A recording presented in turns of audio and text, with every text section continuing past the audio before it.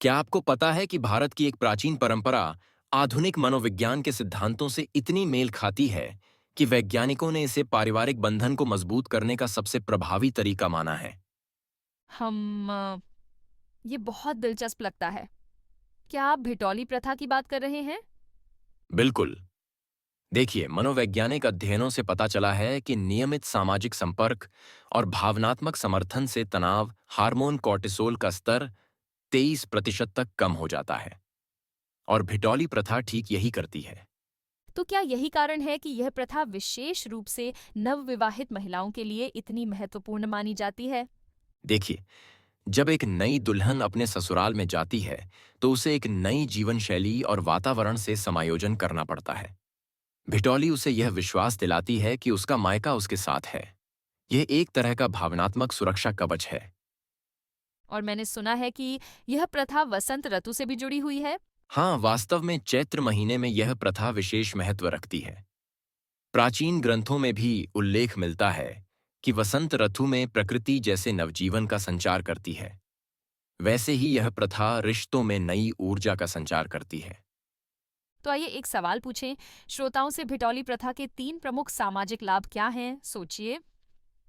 वाह, बढ़िया सवाल है।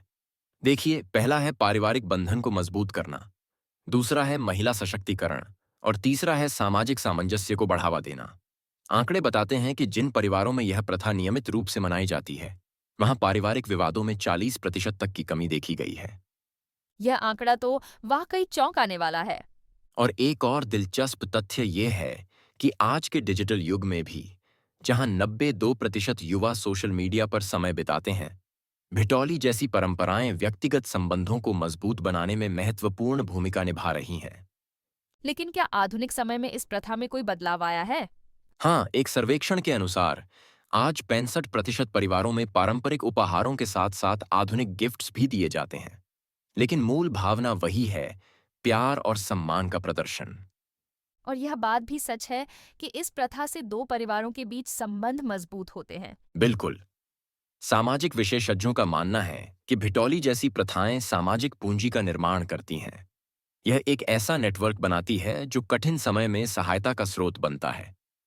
तो क्या यही है भिटौली का असली रहस्य? हाँ, यह रहस्य इसकी सरलता में छिपा है।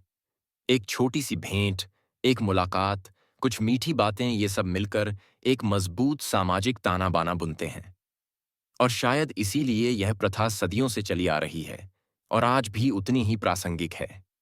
वाकई यह एक बेहद सुंदर परंपरा है, जो हमारी सांस्कृतिक विरासत का महत्वपूर्ण हिस्सा है। और अंत में मैं कहना चाहूंगा कि भिटौली हमें सिखाती है कि रिश्तों की मजबूती में छोटी छोटी चीजों का कितना बड़ा योगदान होता है। यह एक ऐसी परंपरा है जो न केवल हमारी संस्कृति को समृद्ध बनाती है, बल्कि हमारे समाज को भी मजबूत करती है।